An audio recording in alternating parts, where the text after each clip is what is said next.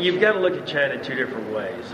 Number one, it's a source of long-term support. I like to kind of refer to China as a rising tide under U.S. agriculture, because the amount of demand that is coming from that country now is on a pace that's going to be hard to keep up with going forward.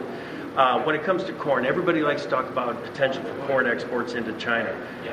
The corn exports into China are going to remain relatively small going forward for at least the next couple of years. But what's more important is they're not exporting 600 million bushels like they did just 4 or 5 years ago.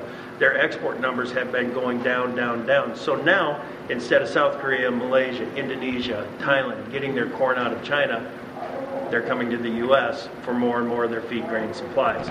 So it's not the fact that they're importing corn that's really important to me. It's the fact that they're not exporting corn anymore. So their use is up. Their consumption is basically keeping pace with their production.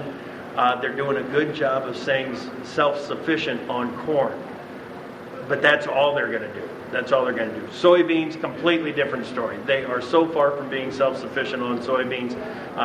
They are producing about 20% of what they consume. So they're going to the U.S., to Argentina, to Brazil for 80% of what they consume on an annual basis. And that number is just going to continue to rise as their population rises, as their average income goes up.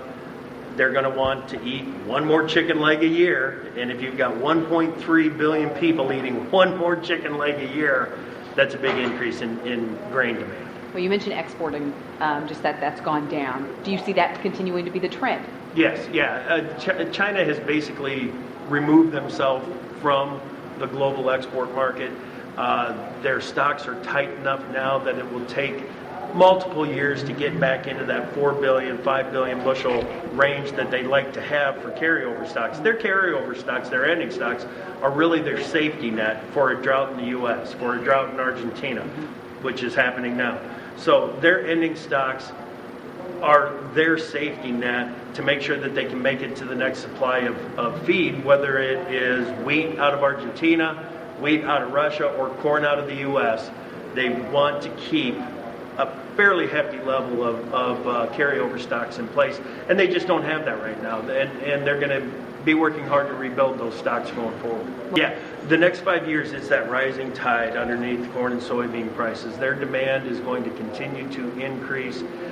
Their economy is a question right now. We don't know if it's going to be a crash landing or a soft landing in China for their economy, but you know, they make things.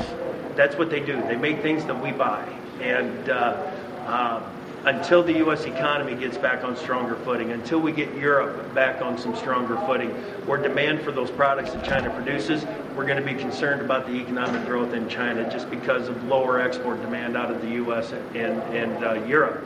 So that obviously is a concern. But long term, the China story is positive. I've gone back and looked at Pro Farmers back to day one, the very first Pro Farmer, and it talked about potential export demand into China, potential growth demand for ag products in China.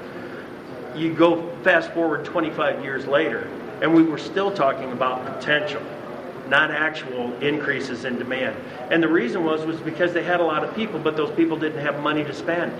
Now they've got the money to spend, and they're improving or increasing their protein take on an annual basis. So it is a strong story, but there's a short-term impact too, and that is on basis. Just watch that Gulf basis. We've seen some great examples here this year already in January and early February about what China's import demand can do to our Gulf basis.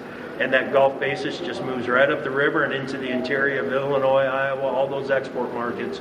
And it's been a positive for us here in 2012. And I think it'll continue to be a positive as we get deeper into 2012 because of the drought issue in Argentina and some of the production problems in Brazil.